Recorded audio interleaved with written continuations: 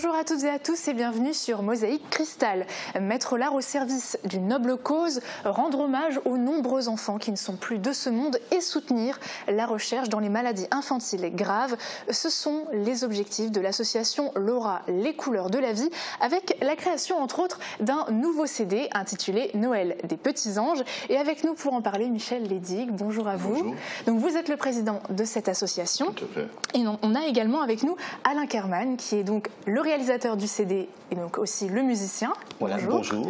Et nous avons également Valérie Barre, donc de la chorale Concordia de Petit-Réderchin. Vous avez participé aussi à l'élaboration de ce CD. C'est ça. Bonjour à vous.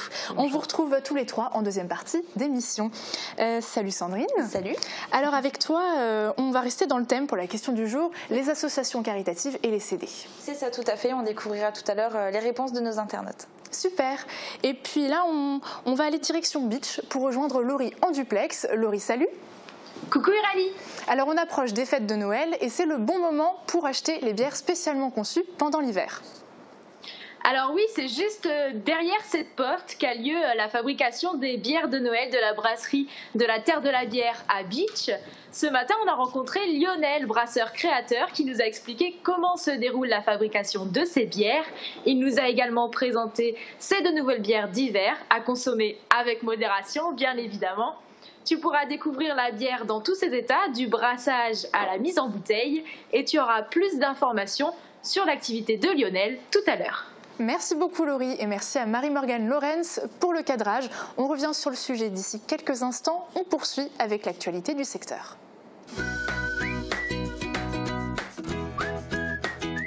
Shopping hyper fun, c'est chez Best, votre centre commercial à Faré-Bersvillers.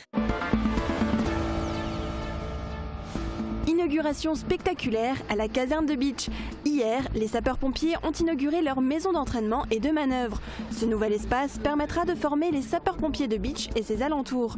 Secours, brancardage, feux d'habitation, fuite de gaz, ils pourront s'exercer à différentes situations au sein même du centre d'incendie et de secours.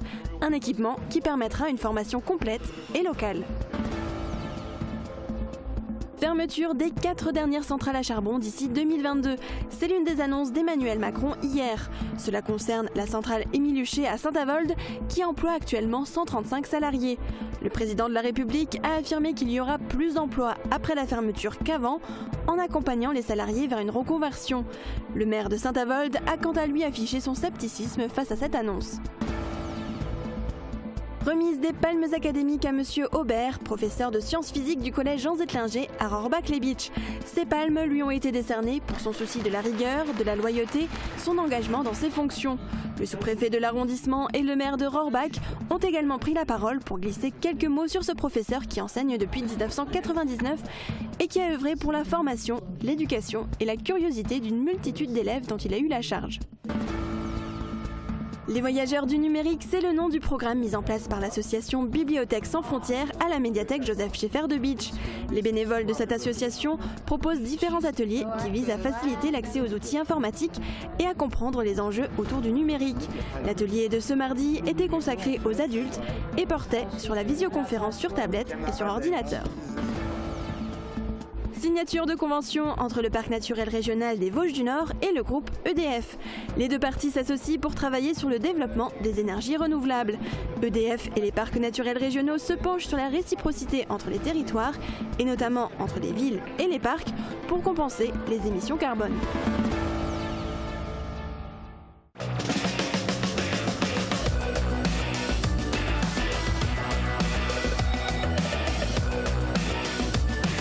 L'Aglo, 10 zones pour développer l'emploi. Un ciel gris, quelques gouttes de pluie ce matin. Sandrine nous donne les prévisions météo pour demain.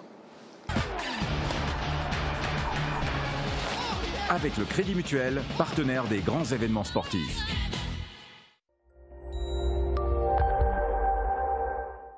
Pour demain, le temps sera parfois brumeux le matin. Les brumes se dissipent rapidement, mais le soleil reste voilé toute la journée. Les températures minimales iront de 2 à 5 degrés, les maximales de 9 à 11 degrés. Demain, nous serons le jeudi 29 novembre et nous fêterons les Saturnins. Le soleil nous accompagnera de 8h02 à 16h37. Et la photo du jour illustre bien le décor d'automne et avec les quelques arbres, avec les quelques fleurs, les quelques feuilles qui restent encore sur les arbres. Et elle a été prise à l'étang d'Asselfourt à Bitche par Clément Mosser, que nous remercions grandement pour cette très jolie photo. Et pour nous envoyer les vôtres, n'hésitez pas à nous contacter par mail à l'adresse contact@mosaïque-cristal.tv, à nous écrire sur notre site internet ou encore sur notre page Facebook.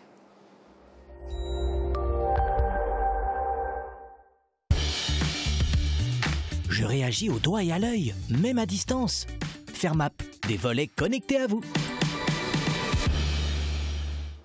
Noël approche à grands pas et il n'y a pas que les chocolats qui font leur apparition dans les rayons des magasins. Il y a aussi les bières hivernales. Marie-Morgane Lorenz et Laurie Couteau nous emmènent découvrir la fabrication de ces bières chez Lionel, brasseur créateur à Bitche. Alors aujourd'hui, je vous emmène découvrir les bières d'hiver. Donc la première, c'est la bière noire qui est composée à 90% de malt d'orge blond et à 10% de malt d'orge torréfié, ainsi qu'un peu de houblon et de fèves de cacao. Quant à la bière blonde, elle est composée de malt d'orge blond, d'épices et d'houblon. Je vous emmène découvrir le processus de fabrication de la bière. L'amidon contenu dans l'orge va être transformé en sucre simple dans cette cuve même. Et donc du coup ça va être consommé par les levures. Donc après le brassage, on va avoir donc la filtration de la bière. Elle va être clarifiée à travers un dépôt de coque de céréales. C'est ce qu'on appelle en fait le gâteau. Alors on va récupérer la bière transparente par ici et on va l'envoyer dans cette cuve qui est la cuve d'ébullition. Donc à une température de 100 degrés, on va faire en fait bouillir le mou qui est un jus sucré et ensuite on va y rajouter le houblon. Ensuite, avec ce fourquet, on va faire tourner le mou assez rapidement, c'est ce qu'on appelle en fait le whirlpool. Ça va permettre d'agglutiner les particules lourdes au centre de la cuve. Donc après le processus d'ébullition, on va passer du coup à la fermentation. Donc on va ajouter de la levure qui va manger les sucres pendant une semaine. Pour 1 g de sucre mangé, on va avoir 0,5 g de CO2 et 0,5 g d'alcool.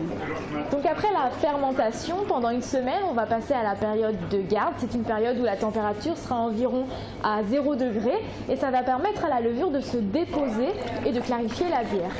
Donc après la période de garde, on va du coup mettre la bière plate en bouteille. On va y ajouter du sucre qui va être mangé par la levure. Et là, le CO2 ne va pas pouvoir s'échapper puisque la bouteille sera fermée. C'est ce qui va donner en fait le pétillant à la bière. Donc après la mise en bouteille, il y a le processus de refermentation de la bière à 20-25 degrés pendant 2 semaines. Et donc maintenant, vous connaissez tout le processus de fabrication de la bière.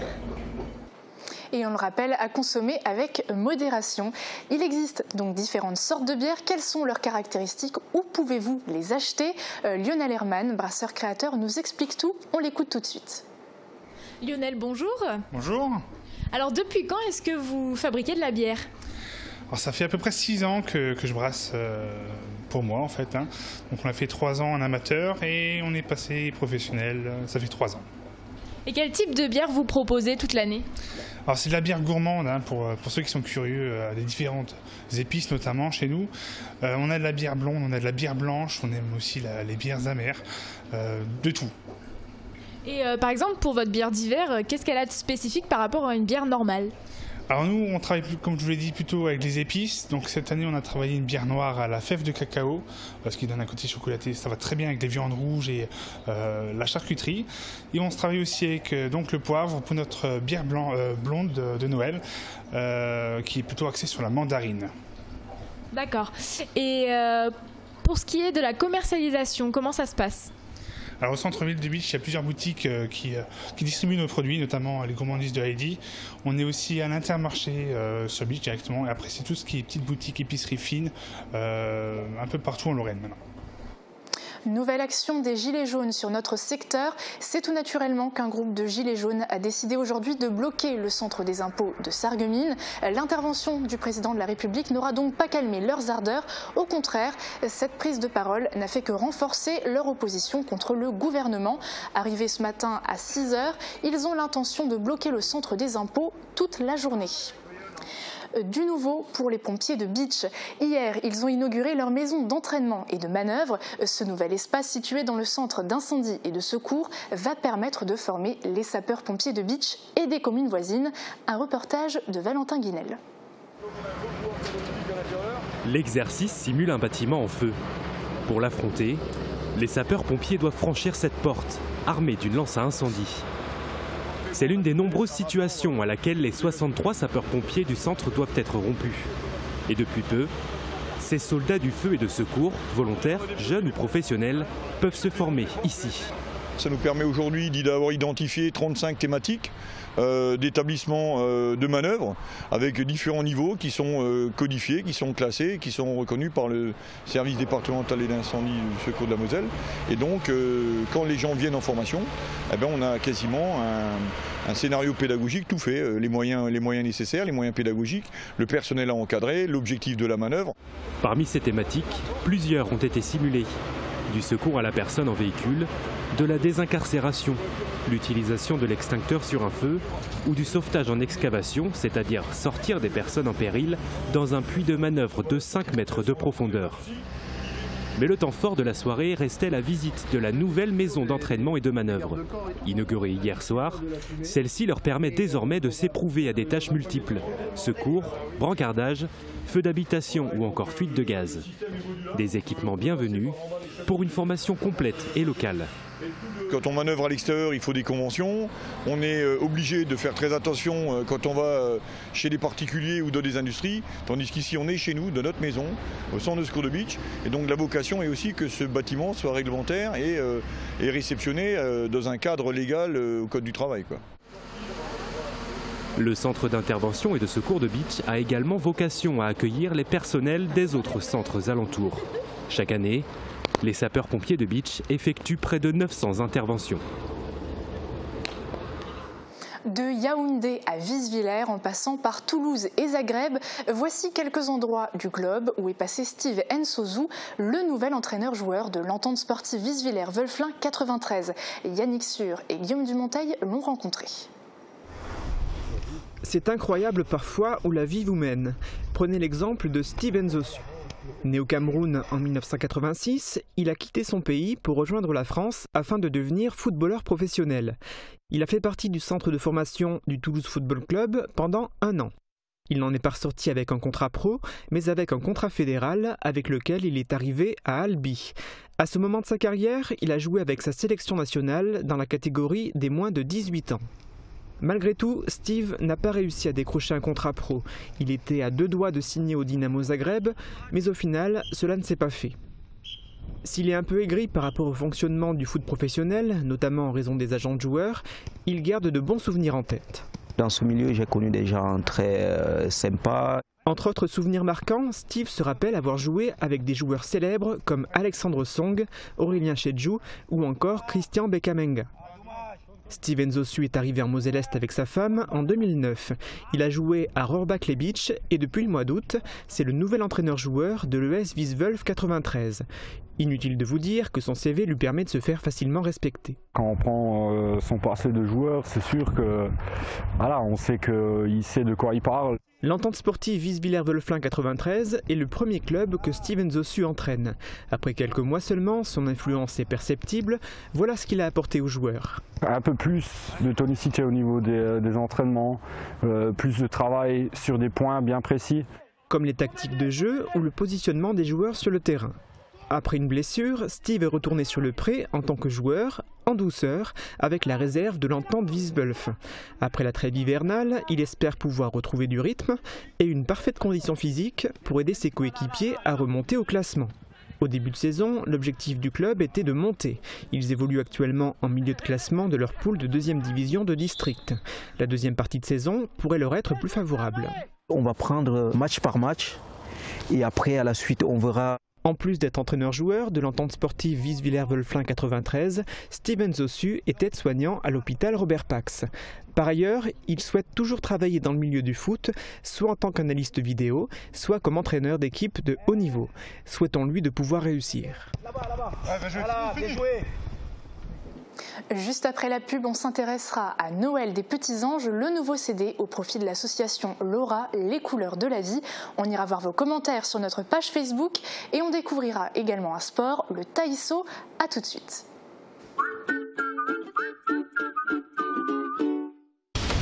Nous aimons les sensations fortes. Nous aimons le dépassement de soi. Nous aimons avaler des kilomètres et nous aimons le contact avec la nature. Nous aimons être à l'écoute. Nous avons la passion du vélo. Aux 2 roues Saralbe, c'est aussi le service, le choix et l'entretien de la motoculture.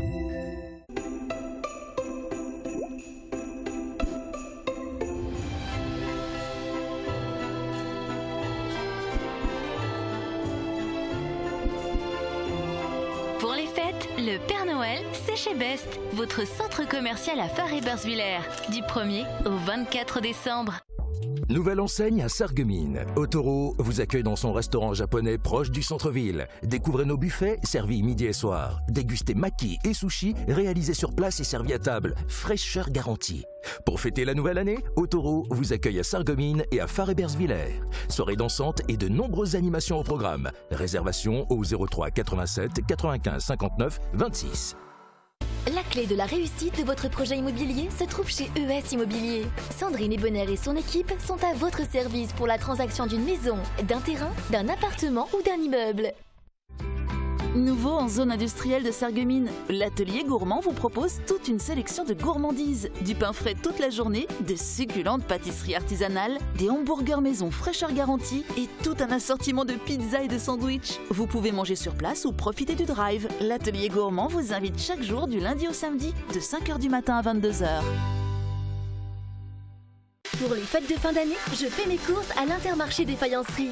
Votre magasin de proximité vous propose sa vaste gamme de produits frais, bio ou locaux, issus de la ferme. La poissonnerie et la boucherie seront vos meilleurs partenaires pour concocter des menus de fête. Ne passez pas à côté de nos produits d'exception et venez visiter notre cave. Intermarché des Faïenceries, la passion du frais.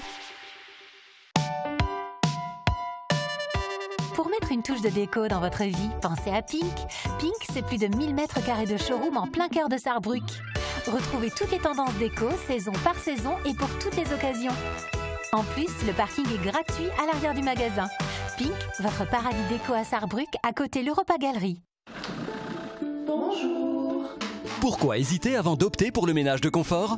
Les avantages sont nombreux. Vous gagnez en qualité de vie, en temps et vous avez plaisir à entrer dans une maison propre. Faites confiance aux professionnels d'AVS Service et confiez-leur tâches ménagères et repassage. AVS Santé, notre métier, vous accompagner. Du 1er au 24 décembre, le marché de Noël investit le centre-ville avec plus de 40 chalets. Vivez la magie de Noël grâce aux différentes animations, comme la nouvelle maison du Père Noël, la patinoire de plein air, le spectacle de marionnettes Alice au Pays des Merveilles, les animations des musées et les nombreuses autres festivités proposées par la ville de Sarreguemines et les commerçants, les mercredis et les week-ends. Le grand défilé de la Saint-Nicolas aura lieu samedi 8 décembre à 17h à Sarreguemines. Cette année, le cortège partira de la place du marché pour une distribution de bonne humeur et de friandises. 2. Oh, c'est tout pour aujourd'hui. Allez, un dernier. On n'est pas tous sportifs, mais on vous montre du sport, du vrai. À découvrir du lundi au vendredi, dès 12h sur Mosaïque Cristal. Avez-vous déjà acheté des CD au profit d'associations caritatives? C'est la question que nous avons posée à nos internautes. Regardez. Avez-vous déjà acheté des CD au profit d'associations caritatives comme les Restos du Cœur, l'UNICEF ou plus localement l'association Laura, les couleurs de la vie? Répondez-nous dans les commentaires en nous citant lesquels et pourquoi. Alors Sandrine, quel CD nos internautes ont déjà acheté? Alors Jay nous a répondu, celui des Enfoirés est un incontournable, même si Jean-Jacques Goldman manque cruellement. Et René nous dit, cela m'est déjà arrivé, mais de là à dire pour quelle association, je ne m'en souviens plus. C'est plus parce que ce qu'il y avait sur le CD m'intéressait que pour une association caritative particulière. Je soutiens les associations caritatives toute l'année durant et je n'ai pas besoin d'acheter un CD pour cela. Très bien, merci beaucoup. Et à l'approche de Noël, un CD au profit d'une association caritative, c'est une belle idée pour un cadeau. Alain Kerman, avant de parler plus en détail du CD, de comment ça s'est déroulé, ce genre de choses, je me tourne vers vous, Michel Ledig. Vous êtes donc président de l'association Laura les couleurs de la vie, je le rappelle. Alors en quelques mots, pourquoi cette association? Quel est son but? Donc j'ai perdu ma petite Laura en juin 2004 d'un cancer. Elle s'est battue courageusement pendant 6 ans. Malheureusement, la maladie l'a emporté. Et Dieu sait que c'est le plus dur qui puisse arriver à un parent. Donc après, je voulais me battre pour les enfants malades. Et j'ai créé l'association Laura en décembre 2004. Voilà. Donc on poursuit 2 buts précis. Soutenir la recherche médicale dans les maladies infantiles graves par le biais du professeur Chastanier, qui est chef d'hémato-oncologie à Nancy-Brabois. Et on soutient le service pédiatrie de l'hôpital Robert Pax de Sarreguemines.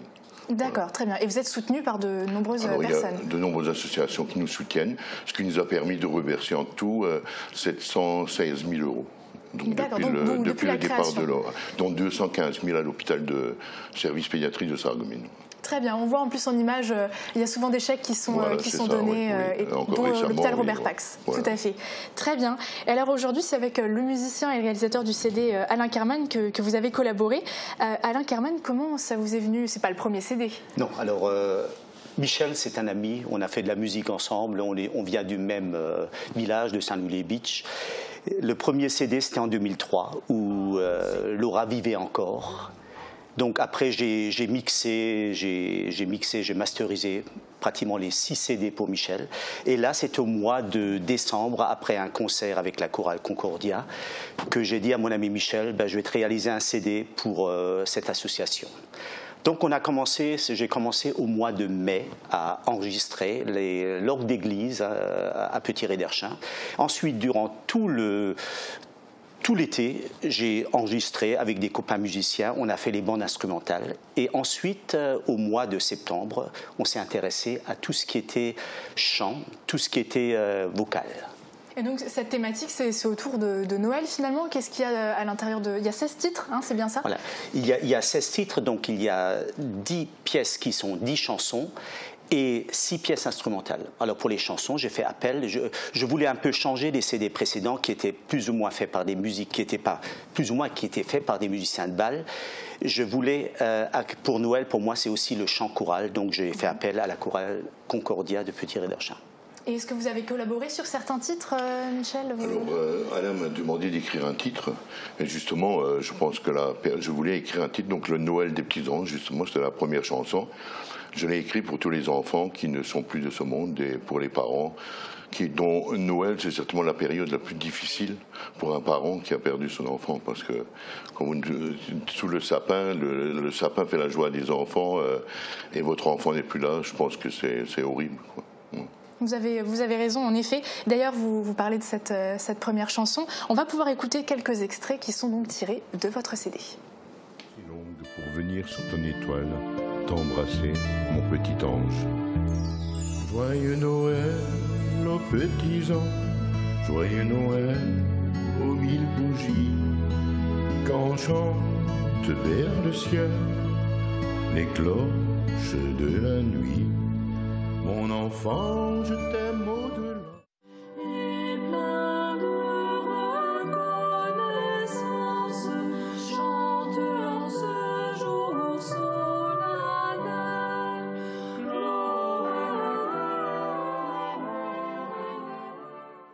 Alors ce CD, il ne s'est pas réalisé qu'avec vous, vous l'avez dit. Il y a eu plusieurs musiciens, et puis il y a eu aussi la chorale donc, de Petit-Réderchin, avec vous, Valérie Barre. Comment ça s'est passé? C'était la première fois que vous enregistriez un CD?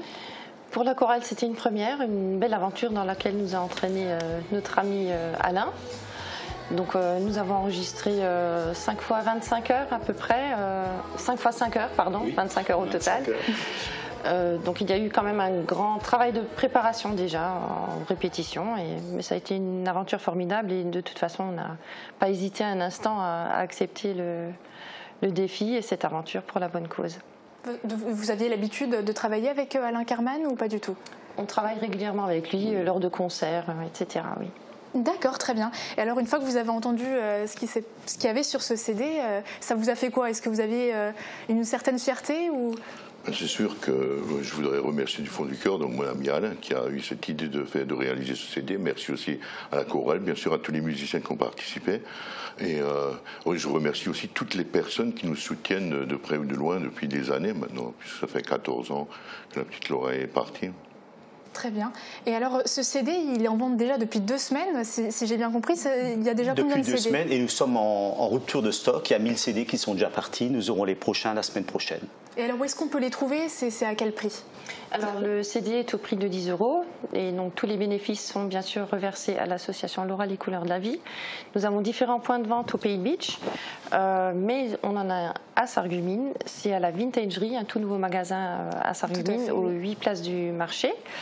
Sur Petit-Riderchin, par exemple, on a les 2 boulangeries du village, les bougies-bars et le bureau tabac qui les proposent. Sur Orbach aussi, Presbytère, Presse Georges au Super U, la boucherie Barbier, boulangerie Laurent. Mais vous retrouverez tous les points de vente sur le site Facebook de Laura les couleurs de la vie.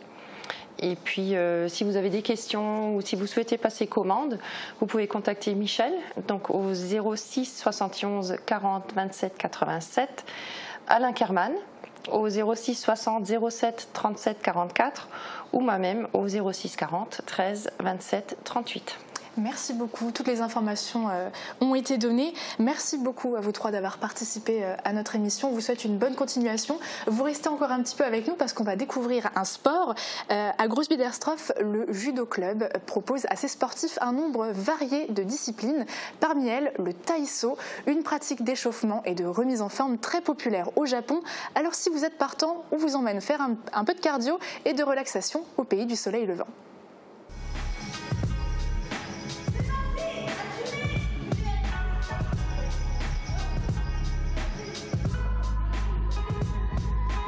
Le taïso, c'est la préparation du corps avant une activité physique, n'importe quelle activité physique. Cette discipline, elle vient du Japon. Et en fait, au Japon, ils la pratiquent pour n'importe quelle discipline, comme le judo, le kendo, l'aïkido. À quoi ça consiste le taïso? Le taïso, c'est un échauffement, une partie principale et retour au calme. Donc dans l'échauffement, ça va être souvent le cardio qu'on va rechercher et l'échauffement des muscles articulaires.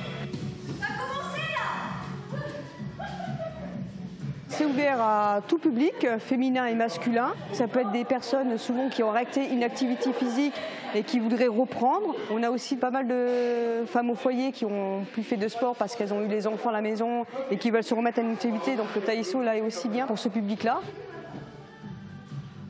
Et on a aussi un public sportif qui veulent se compléter avec leur discipline, faire un renforcement musculaire ou travailler le cardio.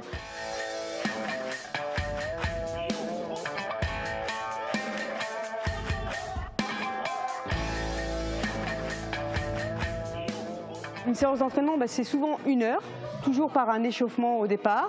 Ensuite, une partie qu'on va choisir, soit ça peut être travail des jambes ou travail des bras. La partie principale, on va travailler peut-être une journée sur les bras, une autre journée sur les jambes, tout ce qui est renforcement musculaire. Ou on peut aussi chercher l'équilibre, la motricité. Aussi, le taïso, ce qu'il apporte, c'est qu'on travaille à 2. Par rapport à d'autres disciplines, on va essayer d'avoir une cohésion dans ce groupe-là et faire beaucoup d'exercices à 2.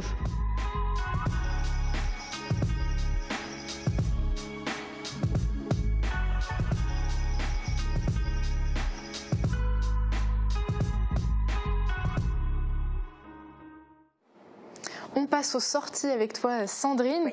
On parle déjà du week-end et il y en a beaucoup des événements ce week-end, à commencer par le Téléthon organisé ce samedi à Sarreguemines. C'est ça, alors on a un peu d'avance par rapport à l'événement national qui aura lieu le week-end prochain.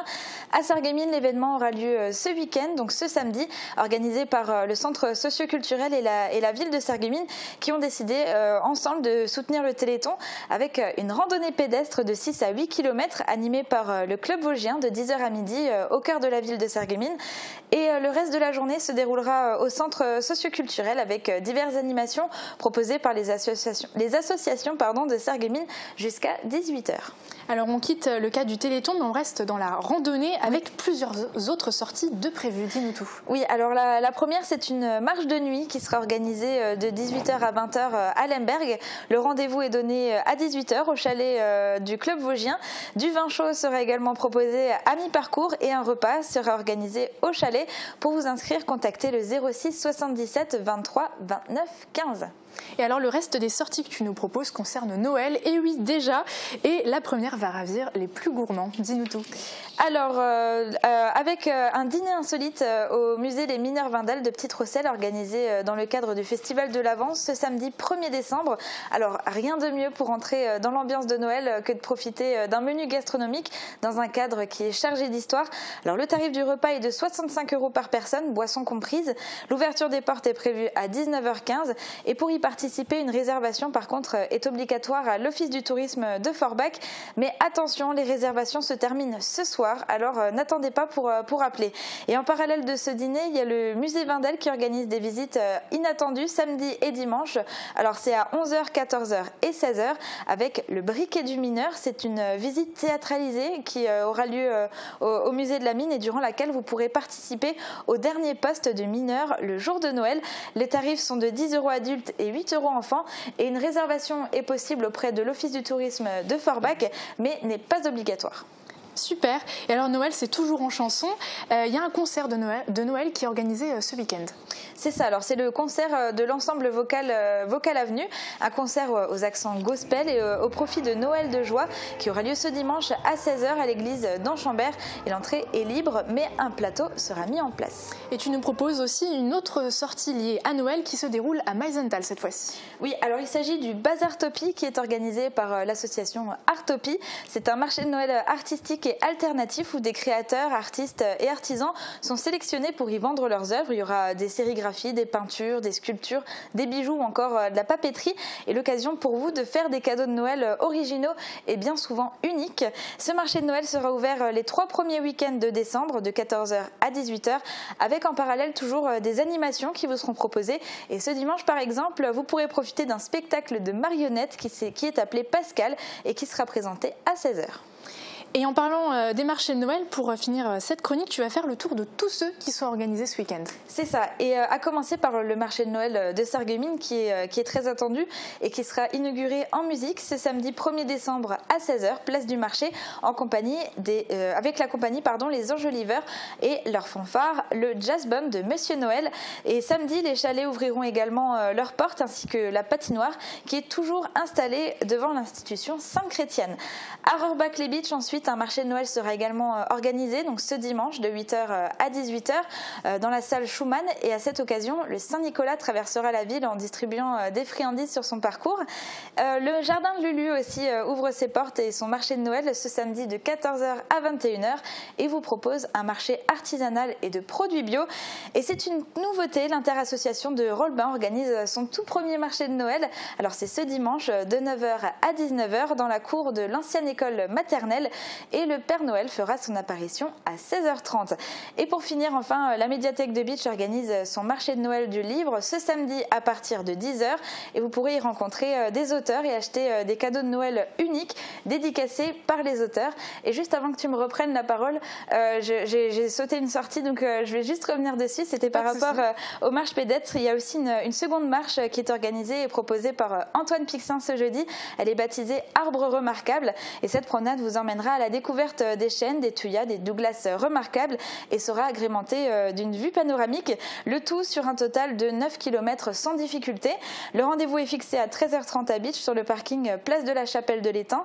Le départ de la marche se fera à 13h45 à Anvillers.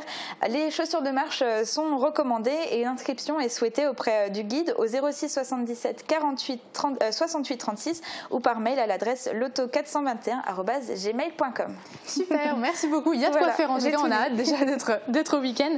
Merci beaucoup Sandrine, on se retrouve bientôt sur ce plateau. Merci à vous trois également d'être venus. On rappelle donc le CD Noël des Petits Anges, voilà, que vous avez réalisé. C'est un véritable travail d'équipe, donc on peut retrouver dans nombreux points de vente, et donc ça sera sur la page Facebook de votre association, on pourra retrouver tous ces points de vente. C'est bien ça. Merci à vous de nous avoir accueillis. Merci. Il n'y a pas de quoi.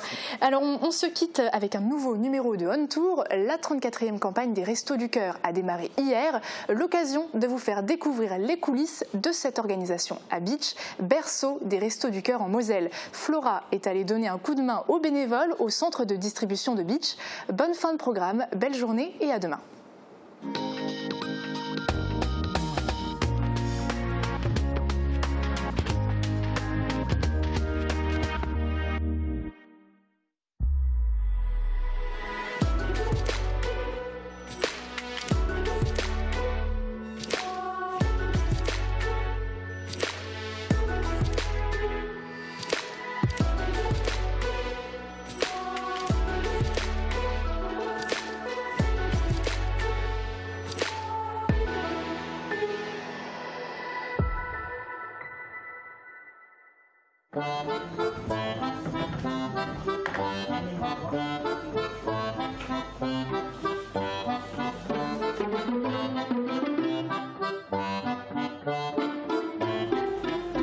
Bonjour à tous et bienvenue dans ce nouveau numéro On Tour.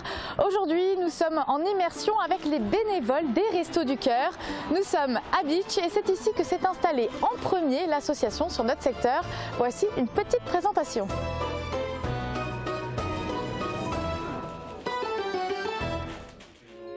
Fondés par Coluche en 1985, les Restos du Cœur ont pour but d'aider et d'apporter une assistance bénévole aux personnes démunies, notamment dans le domaine alimentaire, par l'accès à des repas gratuits et par la participation à leur insertion sociale et économique.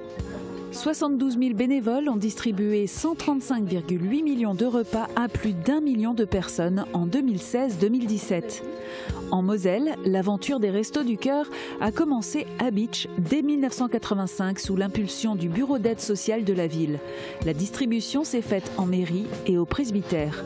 2 ans plus tard naissait l'association départementale des Restos du Cœur de la Moselle. En 1998, 22 antennes étaient rattachées à cette association qui s'est scindée en Moselle-Est et Moselle-Ouest pour des raisons pratiques et de logistique. Aujourd'hui, le dépôt alimentaire se trouve toujours à Bitche. Quant au centre de distribution, il se trouve derrière la mairie. Une quinzaine de bénévoles s'y activent tout au long de l'année, mais le gros du travail, c'est durant la campagne d'hiver. Ce matin, on réceptionne la commande de la première semaine de distribution qui a été préparée à l'entrepôt. Dans les rayons, il reste encore de la marchandise issue de la collecte de mars et de divers dons.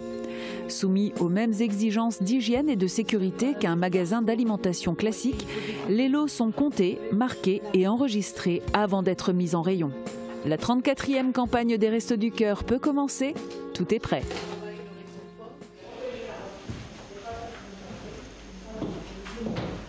Ah, voilà Annie, bonjour. Bonjour Flora. Alors j'ai entendu dire qu'au resto, tout le monde se tutoyait et s'appelait par le prénom. On ne déroge pas à la règle, on fait comme ça? C'est la règle absolue. C'est beaucoup plus simple. On n'est pas là pour faire des niveaux sociaux, on est tous là pour la même cause. Eh bien, on va se tutoyer alors. Ici, on se trouve au centre de distribution, au glacier du château. Oui.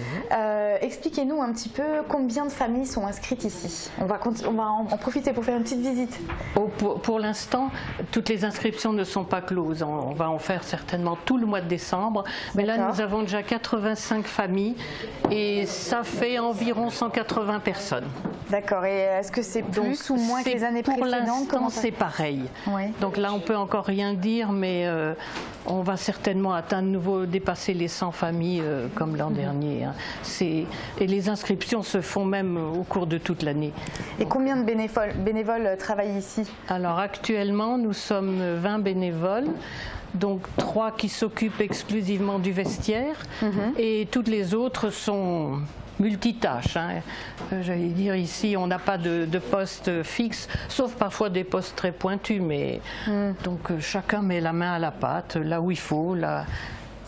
Et toi, tu es bénévole depuis combien de temps? Moi, j'entame, si je ne me trompe pas, c'est la 4e année. Qu'est-ce qui a fait qu'à un moment donné, tu t'es dit j'ai envie d'aider, je veux donner de mon temps? Oh, j'allais dire, c'est un peu génétique cette affaire-là. J'ai toujours fait partie d'associations et maintenant que je suis à la retraite, on essaie d'occuper son temps, mais d'occuper son temps en fonction de ce qu'on a envie de faire. Donc, en fait, je continue, pas tout à fait ma vie professionnelle, mais un petit peu. Et en sachant qu'on... Enfin, j'estime que c'est une bonne cause d'essayer d'aider des gens qui sont dans le besoin. Un besoin matériel, et pas seulement le besoin matériel, c'est parfois aussi briser la solitude. On a quand même beaucoup de personnes seules, donc c'est important. Et actuellement, est-ce qu'il y a un besoin de bénévoles ici à Bitche? Alors, besoin de bénévoles, il y en a toujours. Ça, même si on peut paraître nombreux, tout le monde n'arrive pas toujours à se libérer. Il y a des rendez-vous, il y a des moments où on ne peut pas venir, mais il faut toujours penser à l'avenir. Parce qu'il ne faut pas oublier que la moyenne d'âge des bénévoles se situe quand même chez les personnes retraitées. On a des gens plus jeunes, mais peu de gens qui travaillent parce que nos heures d'ouverture ne sont pas très compatibles. Donc il faut penser à l'avenir et puis on est bénévole minimum 1 an. Maximum, il n'y en a pas. Toute la vie. Tant qu'on peut, oui. Alors la première, la campagne de distribution a démarré hier. Oui. J'imagine que là, le travail, il y a énormément de choses à faire. Est-ce que moi, je peux te donner un coup de main? Ah ben oui, il y a de remplir des rayons. Là, je vois qu'ils sont en train de remettre le lait en place. Et ben alors, on va les aider par là. Arrivés. On y va, tu vas m'expliquer un petit peu. Voilà, donc elles viennent de... Alors, ici, c'est le poste du lait. Donc, voilà, c'est ce qui va être distribué.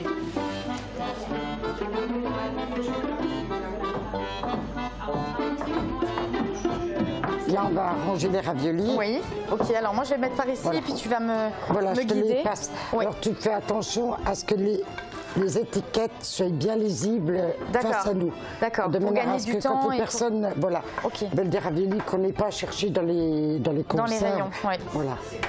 Alors toi, Nicole, tu es bénévole depuis combien de temps ici? Moi, c'est une longue histoire. J'ai fait partie des bénévoles dans la Meurthe-et-Moselle. J'avais 20 ans. D'accord. Avec mon mari, nous faisions le dépôt, la distribution et les maraudes. D'accord, effectivement. Donc c'est un travail de plusieurs années. Voilà. Après, j'ai perdu mon mari qui est décédé d'un cancer. Oui. Et donc, j'ai interrompu les Restos du Cœur. Oui. Et je reviens aujourd'hui parce que les Restos du Cœur m'ont beaucoup aidé à surmonter cette épreuve. Avec mes 2 enfants. Tu as trouvé du soutien Ils m'ont apporté énormément de soutien. Ils m'ont aidé à rester en haut de l'échelle, pas descendre. Et maintenant que je suis en retraite depuis 1 mois, je viens leur vouer mes services. C'est très honorable, bravo. C'est un très beau parcours, un très beau témoignage que tu nous racontes. Alors c'est vrai qu'ici, c'est un travail d'équipe en fait, tout ce qu'on voit là. Ah oui, moi je fais le dépôt, je fais les distributions, je vais faire les livraisons aussi. Ah oui. Je suis bénévole sur tous les secteurs des Restos du Cœur et voilà, pour apporter mon soutien et puis ma contribution et puis un peu de chaleur à la distribution aux personnes, discuter avec eux, voilà, un moment de convivialité. Ah oui, effectivement, c'est un tout. C'est un tout, voilà, c'est une opération humanitaire et dans ce monde, on en a vraiment besoin. Vraiment besoin, c'est vrai. Et un sourire, ça fait de mal à personne. C'est vrai. Et puis il faut dire que toutes les denrées que vous voyez ici, en fait, elles proviennent de l'entrepôt de Bitche. C'est lui, en fait, qui distribue le stock dans tous les autres centres de distribution en Moselle-Est. Et vous allez voir qu'en ce moment, c'est l'effervescence. C'est fort en bac, oui. 450 mètres carrés d'espace de stockage. Voici l'entrepôt des Restos du Cœur de Moselle-Est. C'est d'ici que partent toutes les marchandises distribuées par les 12 centres de Moselle-Est. Le vendredi matin, les bénévoles s'activent. Alors aujourd'hui, donc, on a reçu le matériel la semaine dernière et en début de semaine. Donc le mardi, mercredi et jeudi matin, on réceptionne les camions. Et le vendredi matin, on prépare tout. on prépare la marchandise qui va vers les centres. Alors préparer, ça veut dire que nous on reçoit tout le matériel sous forme de palettes, comme on peut voir ici. C'est des palettes de 800 kg, 1 tonne, avec un seul matériau dessus. Et après, les centres, en début de semaine, nous envoient le nombre d'inscrits par centre. On introduit ça dans l'ordinateur, un ordinateur spécifique des Restos du Cœur, qui en fonction du nombre de gens et du matériel qu'on a à mettre ensemble, on met le tableau ensemble et l'ordinateur va calculer exactement ce qu'il faut comme nombre de boîtes de haricots, nombre de raviolis, nombre de toutes les boîtes, de façon à faire des rations équilibrées, protéiques, aussi bien en protéines, lipides, glucides, de façon à ce qu'ils aient que chaque fois qu'on distribue quelque chose au centre de distribution, ils aient une ration équilibrée. Tout ça, c'est notre stock. Couscous, là on a des faillots, etc. Donc on commande tout ça. Tout ça, ça nous est livré par Paris, Restos du Cœur de Paris, et on en reçoit aussi des dons. Notre objectif cette année, et ils nous ont dit clairement, il faut qu'on arrive à faire ce qu'on appelle 45% de substitution. Ça veut dire que tout ça, c'est des produits que les restos à Paris ne nous envoient plus et que nous, on doit se débrouiller pour trouver. Voilà, le centre de Sarreguemines, tout est prêt, et lundi, ils viennent chercher ce matériel. Ici, là, vous avez par exemple Faré-Bersulaire, c'est pas encore fini là, hein. Il y en a encore, on met des palettes devant, et donc on prépare pour chaque centre les quantités de légumes, de café, enfin tout, pour que ça puisse répondre au nombre d'inscrits de ce centre. Dans notre région, c'est les centres qui viennent chercher. C'est les communes qui mettent à disposition des camionnettes, et on les remercie parce que c'est quand même un effort important. Ailleurs, c'est souvent les restos qui eux-mêmes sont chargés. C'est pour ça que nous, on arrive à faire encore des tonnages livrés relativement bas. On est parmi les plus bas au niveau France. Donc même un petit entrepôt, il trouve que c'est très bien parce qu'on travaille à flux extrêmement tendu. C'est-à-dire qu'on fait pas, on a 15 jours de stock. Ça, tout le matériel que vous voyez là, en stock, dans 15 jours, il n'y a plus rien. Tout part. Donc, on a pour 15 jours et demi. La troisième semaine, on n'a plus assez, on est obligé de commander.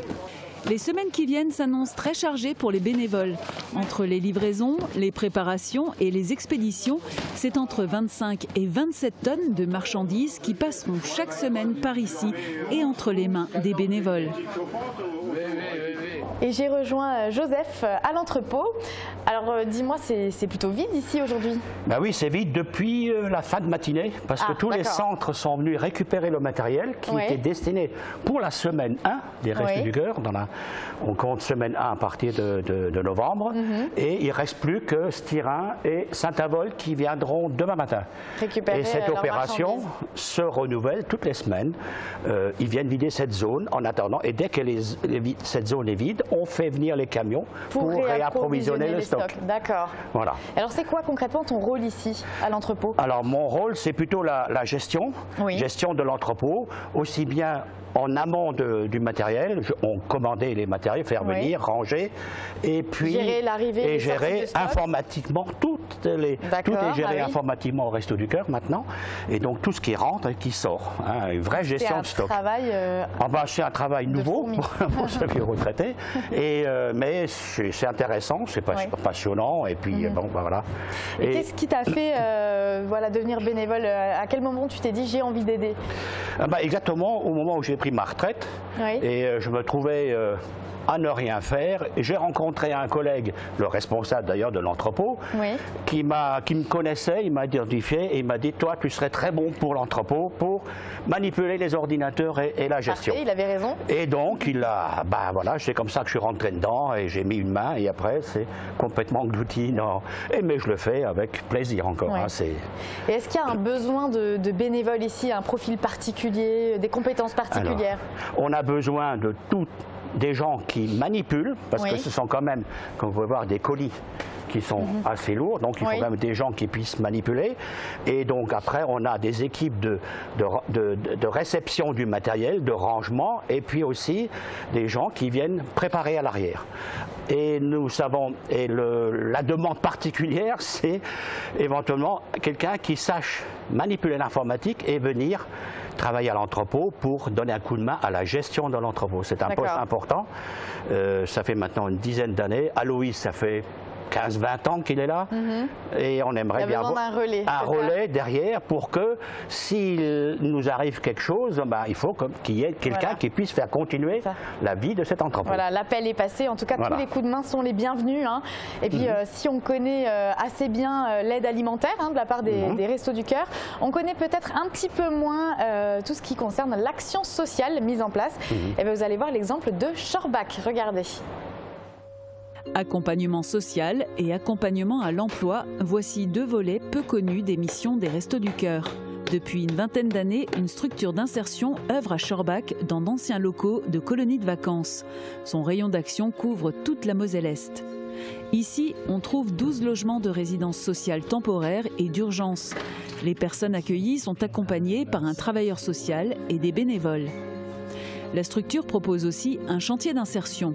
15 salariés travaillent à temps partiel au sein même de la structure ou pour diverses collectivités.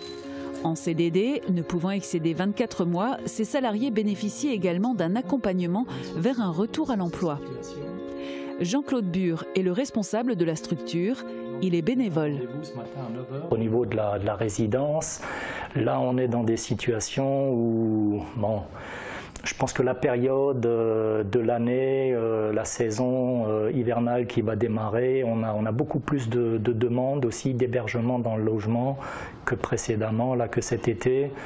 Et on a toujours l'un ou l'autre des logements qui est vacant parce qu'au moment d'un départ, on a besoin de les remettre en état, on a besoin de les refaire à neuf. Donc sur les 12 logements qu'on a, c'est vrai, ils ne sont pas tous occupés, mais je pense que cet hiver, on va tous les remplir. À Schorbach comme ailleurs, au Resto du Cœur, on manque toujours de bénévoles. La majorité d'entre eux sont des retraités. Les bénévoles n'ont pas besoin de qualifications particulières, il suffit d'avoir un peu de temps et la volonté d'aider les autres. Parfois, une simple présence et une écoute suffisent à recréer du lien social pour les personnes accueillies ici.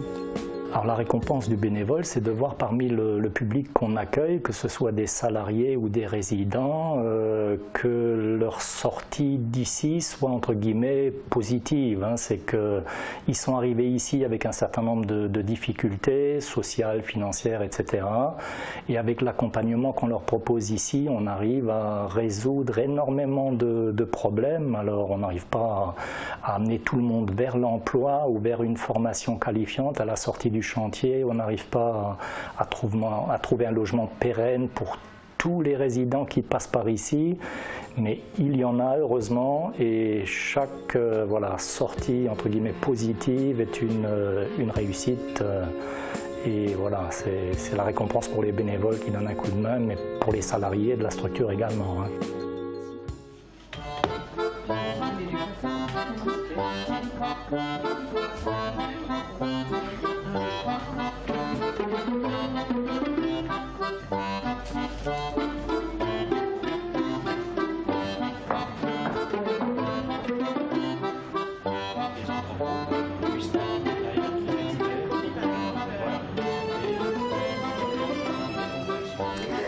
Voilà, notre émission est peut-être terminée, mais en tout cas pas l'action des bénévoles. Vous pouvez vous aussi faire partie de l'aventure. Tous les profils sont utiles et toutes les informations sont disponibles sur le site www.restoducoeur.org. Et puis, comme on dit ici, on continue.